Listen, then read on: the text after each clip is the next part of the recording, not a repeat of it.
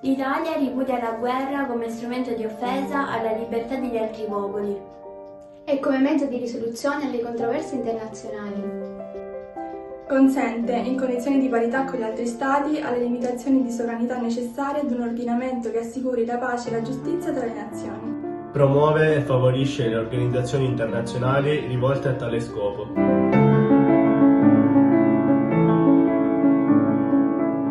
Don Tonino Bello nasce ad Alessano il 18 marzo 1935 da Tommaso Bello e Maria Imperato. Don Tonino Bello amava stare con gli ultimi degli ultimi perché pensava che da loro potesse imparare molto. In più è stato un animatore del movimento pacifista e sostenitore della non guerra. Si definiva un prete contro, ossia contro tutti i movimenti che favoriscono e promuovono la violenza. Fin da piccolo mostrò uno stretto legame con la fede e si presentò come colui che sarebbe riuscito a svolgere funzioni importanti, dati i valori in cui credeva, umiltà e semplicità. Fu nominato presbitero l'8 dicembre 1957, conseguì la laurea in teologia e successivamente gli fu affidata la guida dei giovani presso un seminario diocesano e fu anche terziario francescano. Il suo motto era vivere e abbandonarsi alle brezze del vento, proprio come fanno i gabbiani. Io penso che tutte le guerre possono essere evitate con una cosa soltanto. Io credo che si possono evitare le guerre se tutti gli uomini fossero capaci di fare un grande pellegrinaggio. Un pellegrinaggio che va dalla periferia del nostro essere, del nostro vissuto così lacerato, così contorto. Un percorso che vada appunto da questa esteriorità fino al centro del nostro essere, del nostro io, della nostra persona, dove troviamo davvero il nido della pace.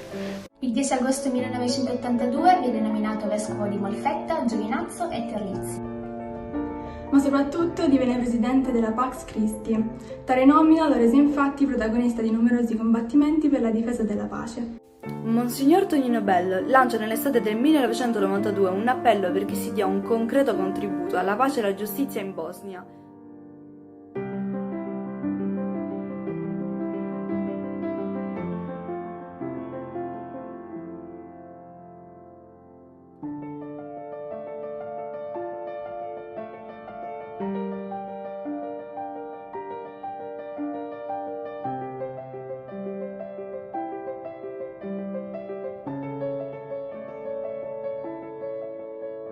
Dopo mesi di preparativi, 500 pacifisti decidono di partire da Ancona il 7 dicembre del 92 con l'obiettivo di arrivare a Sarajevo il 10 dicembre, in occasione della giornata internazionale dei diritti umani. Le case sventrate, gli alberi divelti e poi abbiamo visto le buche sulle strade, le strade sterrate e coperte di mine. Abbiamo sentito continuamente gli scoppi, gli spari, come i botti di Capodanno, solo che questi non fanno male, quelli invece sì. In questo modo i partecipanti hanno inaugurato forme di democrazia diretta, con il metodo del consenso fondato sulla fiducia collettiva.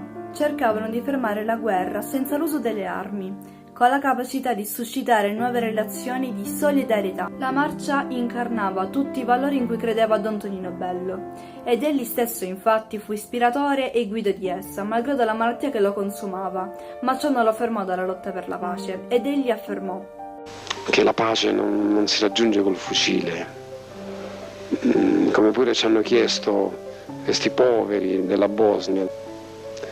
Questo, capisci, che per coloro che portano avanti gli ideali della non violenza attiva, della difesa popolare non violenta, fa senso e dimostra in ultima analisi come ancora sia lungo il cammino della pace.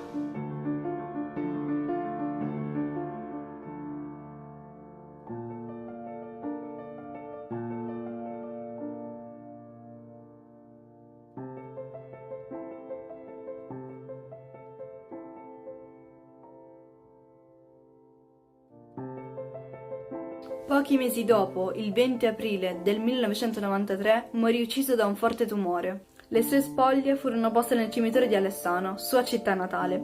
Qui nel 1994 gli fu conferito il Premio Nazionale Cultura della Pace. Poi rimango solo e sento per la prima volta una grande voglia di piangere. Tenerezza, rimorso e percezione del poco che si è potuto seminare e della lunga strada che rimane da compiere.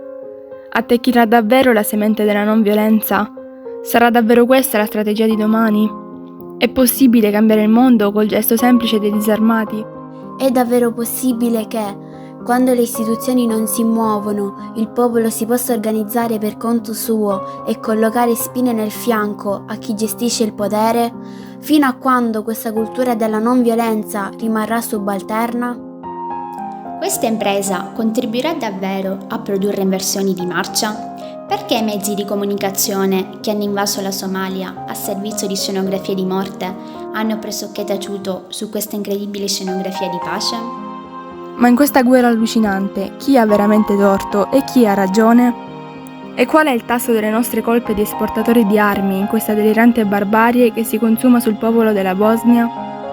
Sono stanco per rispondere stasera. Per ora mi lascio cullare da un'incontenibile speranza. Le cose cambieranno se i poveri lo vogliono.